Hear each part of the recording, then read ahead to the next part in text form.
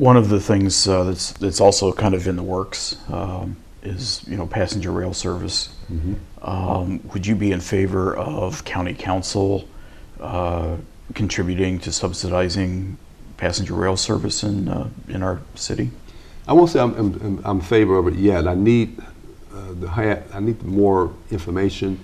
I attended 2 or 3 meetings, but a lot of that really truly depends upon the federal government and what percentage of that money they're willing to put in. And that's the way I understand it, and if I'm wrong, I'm sure I'll be corrected on this, is that local communities contribute a certain amount in addition to what the federal government is willing to put out straight on.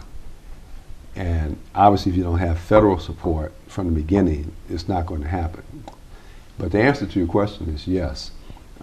Obviously Fort Wayne is the second largest city. There's been two railroad systems that I've heard of coming out of either Pittsburgh or I think it's Philadelphia. I could be wrong on that, but definitely Pittsburgh stays in my mind. That would connect up with Fort Wayne and then head up 30, basically end up in Chicago. That's one. And the tracks are already in place for that, okay? And matter of fact, the tracks are being unused because they were once used for commercial travel via trains, what have you. But so the tracks are there. It's just a matter of connecting all the communities, in this case, and the states, and it would be the state of Indiana, state of Ohio, to an extent Michigan is part of it, and then Pennsylvania. Those 4 states and their commitments to money to upgrade their systems to accommodate passenger train rides from, say, Philadelphia, Pittsburgh to Chicago via Fort Wayne. And then another one was, now I remember, another one's from Chicago through Fort Wayne, ending up in Columbus, Ohio.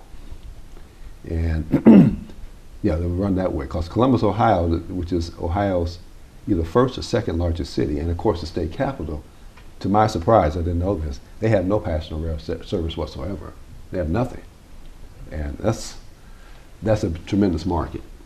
And there's tremendous interest in Columbus, Ohio, the folks in Columbus, Ohio, and throughout northwestern Ohio, quite bluntly, to start a rail service which would end and begin in Columbus, Ohio, come up through Lima, of course hit Fort Wayne, and then again up through Warsaw, and then Chicago.